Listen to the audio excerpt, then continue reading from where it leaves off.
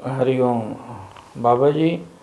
और आप तो गीता के मर्मज्ञ हैं और गीता के बहुत दिनों से उसका स्वाध्याय करते रहे हैं और ये खुशी है कि संपूर्ण गीता आपको कंठस्थ भी है, उसमें आपकी धारणा भी है, ऐसा माना जाता है जैसा गुरुदेव भी कहा करते थे। तो आप ये बताएं कि जो शिष्य गुरु के पास जिज्ञासा करने जाता है उसके लिए गीता कहती है कि विधि पूर्वक प्रणाम करो और सेवा करो तब प्रश्न करो। तो प्रणाम और सेवा का कंडीशन क्यों लगा दिया गया?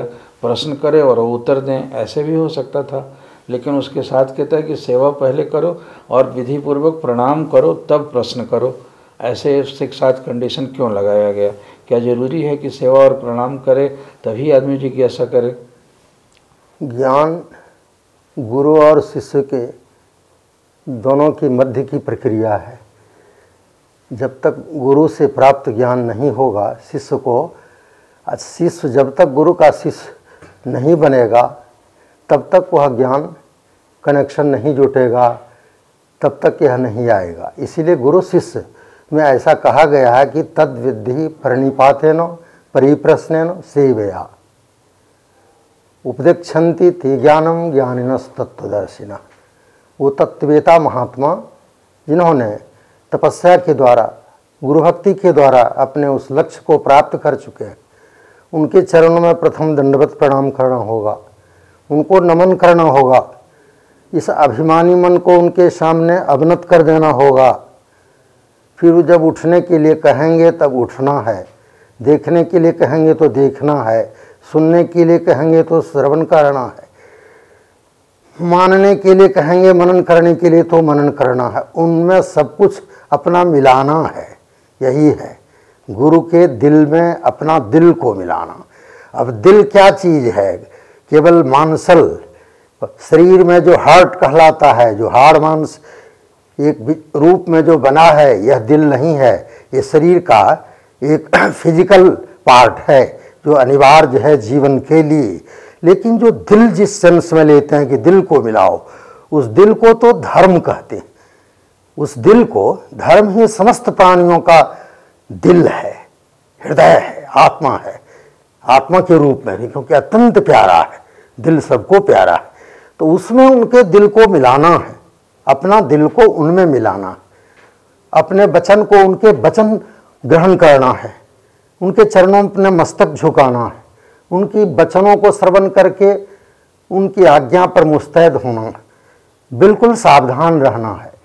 तद्विधि प्रणिपातन, इसलिए कहा गया कि उदंडता से यह ज्ञान प्राप्त नहीं होगा। यह कॉलेज स्कूलों की शैक्षणिक संस्थाओं में जो ज्ञान दिया जाता है अर्थोत्पादन के लिए तो आवश्यक माना जाता है, हो सकती, लेकिन आध्यात्मिक ज्ञान के लिए जिससे जीव को परम शांति प्राप्त होती, जिसके बिना संपूर्ण पृथ्वी का एक छत्र बादशाह भी तृप्ति को प्राप्त नहीं होता है, उस तृप्ति को पाना हो तो गुरु भक्ति के माध्यम से ही, यानी गुरुओं की खिदमत करके ही, उनकी सेवक बन करके ही पाया जा सकता है। कॉलेज स्कूलों में भी हम अदब का पालन करते हैं, तभी उनके ज्ञान को हम सीख करके हम भी स्वयं कलेक्टर बड़े बड़े पदों पर आसीन होते हैं और महान ऐश्वर्य प्राप्त करते हैं लौकिक स्तर पर भी। उसी तरह से आध्यात्म के स्तर पर तो उससे बहुत ज़्यादा मन को, दिल को मिलाना पड़ता है। इसलिए तद्विधि प्रणिपातेन, उसको जानने के लिए ऐसे कामिल ज्ञानी महापुरुष के पास जाकर साष्टांग नमन करना। नमन का मतलब अपने मन को आप उनको सामने गिरा दो। उदंडता का जरा भी तुम्हें चिन्ह न रह जाए, नम्रता तुम्हारे में आनी चाहिए, तुम नम्र बनो। मिट्टी जब नमी युक्त होती है, गीली होती है, अच्छी होती है, तभी उससे मूर्तिकार मूर्ति बना पाता है, अन्यथा वह कुंभकार जो है उसी तरह से पहले मन को ऐसा करना होगा, नम्रता लाना। क्योंकि आज तक जब से जीव बना है तब तक मन साहब कभी झुकने का नाम नहीं लिया है, यह साहब है इसलिए सदा अकड़ में रहता है। और गुरु दरबार जो है, गुरु लोग जो हैं, ज्ञानी लोग, इसको दंडवत करके, दंडवत करा करके इसको नमन करते हैं, उसको नम्र बनाते हैं। अभी हम ट्रेनिंग कर रहे हैं, धीरे धीरे नम्रता भी आएगी। तो ये नम्र होगा तो उनके वचनों के प्रति हमको श्रद्धा होगी। श्रद्धा से सत्य, श्रद्धया सत्यम अवाप्यति, श्रद्धा से ही सत्य की प्राप्ति होगी। असत्य क्या चीज है? जो सर्वत्र व्याप्त है, जिसकी सत्ता से ही सब कुछ चल रही है, ऐसी शक्ति जो आनंद का केंद्र है, सब चीज का केंद्र है, जहां उस सत्य को गुरु प्राप्त करा देगा, और वो होगा नम्रता के माध्यम से। क्योंकि ईश्वर जिसको हम कहते हैं वो स्वयं, गुरु जिनको कहते हैं, स्वयं नम्रता की मूर्ति है। संपूर्ण नम्रता ही उनको कह सकते हैं। उनमें जरा भी अभिमान नहीं, जरा भी उदंडता, उच्छृंखलता नहीं, सारी इंद्रियां उनकी शांत हो गई। इसलिए पहले चरण में यह आश्रम जो है, जो शक्ति पाने का, आध्यात्मिक ज्योति पाने का, आनंद पाने का मार्ग जो सनातन काल से चला आ रहा है, और गुरुओं के सानिध्य में गुरु भक्ति सबसे सुगम मार्ग रहा है। प्राचीन काल से लेकर अद्यतन तक हमारा इतिहास बता रहा है। अनेक ऐसे उच्च कोट के महात्मा गुरुओं के आश्रम में बने हैं। सत्यकाम, जावाली और आरुणी, जो सेवा के माध्यम से जो गुरु के चरणों में सेवा में अपने आप को, तन को भी भिड़ा दिया, मन को कृतकृत हो गए, वो भी ऋषि बन गए, उन्होंने भी बड़े बड़े आचार्य पद को सुशोभित किया। तो हमारा भी वही विद्या है, तद विद्धि प्रणिपातेन परिप्रश्न। पहले झुके उनके चरणों में, मस्तक नवा, सेवा शुश्रूषा करें, उनकी आज्ञा का पालन करें, उसके बाद तो प्रश्न करने का हक होता है। तुरंत प्रश्न करके हम जिस चीज को प्राप्त करेंगे वो कोई काम का नहीं होगा। और तद विद्धि प्रणिपातेन परिप्रश्न सेवया, सेवा करके उपदक्षन्ते ते ज्ञानम ज्ञानमस्तत्, ऐसा जब हम करेंगे तो ज्ञानी महापुरुष अपने आप हमें उपदेश करेंगे, कहने की जरूरत नहीं होगी, और उनके उपदेश को हम ग्रहण करने लायक बनेंगे। जब ग्रहण कर लेंगे तो हमारा मानस भी उजाला छा जाएगा। हमें भी अंधकार में जो अब क्या से क्या समझते थे, इस संसार से भयाक्रांत हो रहे थे, क्योंकि अंधेरे में जैसे रज्जू में, रस्सी में सर्प की प्रतीति होती है और कांप जाते हैं, वह जब टॉर्च जलाकर देखा तो रस्सी था, इसलिए सारे भय समाप्त हो गए। मेरे परम प्रभु गुरुदेव सेवा के आचार्य थे, जिनके लिए मैं कह रहा हूँ गुरु दरबार, वो गुरु दरबार के आदर्श महापुरुष गुरु, उनके लिए ही मैं कह रहा हूँ। उनकी वाणियों ने हमें प्रबोध दिया है, इस गुरु भक्ति के मार्ग को समझने की आत्मशक्ति दिया है।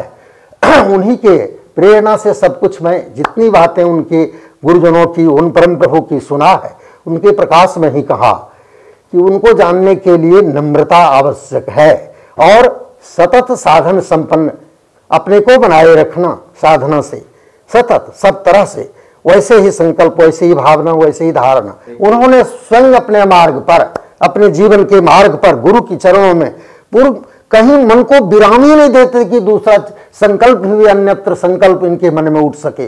सदा एक सेवा को किया, दूसरी सेवा के लिए, और सेवा भाव। जी, नंगली निवासी भगवान जो गुरुदेव थे, जो महान तपस्वी, महान बीतराग संत हुए हैं, उनके चरणों में खिदमत से उनको परम सिद्धि को प्राप्त किया।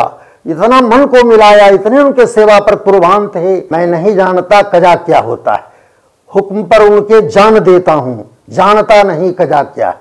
ये उनका फरमान था। ये फरमाते थे कि मैं उनके हुक्म पर जान देता हूं, जो देखता हूं उनकी सेवा ही समझकर पूजा भावना से करता हूं। ऐसा करने से उनका सारा मन ही विलय हो गया और गुरु के मन में मिल गया। तो उनकी कृपा से उनको परम सिद्धि प्राप्त हुई। जो गुरु थे वही स्वयं हो गए। गुरु शिष्य बन जाता है। शिष्य, गुरु की आत्मा शिष्य में प्रकाशित होती है। जैसे एक प्रकाश दूसरा प्रकाश को प्रकाशमान बनाता है। सेवा और समर्पण के ऐसे मर्मज्ञ महापुरुष का सानिध्य प्राप्त हुआ। ऐसे आश्रम में आकर के भी प्रणाली को चलाया, स्थापित किया, और बार बार हम लोग जैसे जिज्ञासुओं को उन्होंने ग्रहण करने के लिए प्रेरित किया। अनेक बार अनेक रूपों में भिन्न भिन्न एक ही सत्य को एकं सद विप्रा बहुधा वदंती, एक ही सत्य को भिन्न भिन्न रूपों में उन्होंने समझाया, और अंततः यही समझ में आया कि तद्विद्धि प्रणिपातेनो परिप्रश्नेनो सेवया उपदिक्षन्ति ते ज्ञानम ज्ञानिनो तत्त्वदर्शिनः। बोले सतगुरु भगवान। अगर आपको स्वामी जी से कुछ भी जानना है तो आप कमेंट में लिख सकते हैं, आपको जवाब मिलेगा।